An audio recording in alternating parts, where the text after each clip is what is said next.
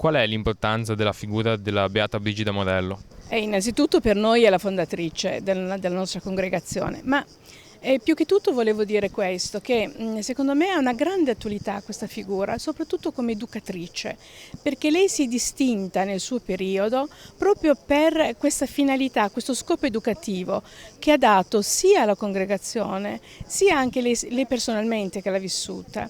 E naturalmente parliamo del 1600, quindi dopo il Concilio di Trento. Il Concilio di Trento ha avuto uno scopo eminentemente formativo, educativo, basta pensare ai seminari.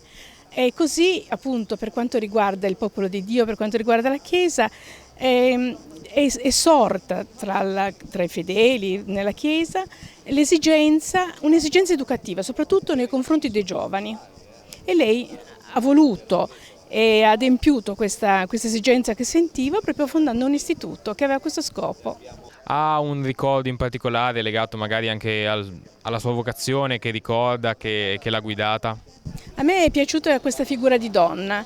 Lei è stata donna prima di sposarsi, da sposa e poi quando è morto il marito ancora nella fondazione dell'istituto. E per tutti noi e direi per tanti che l'hanno accostata è stata madre.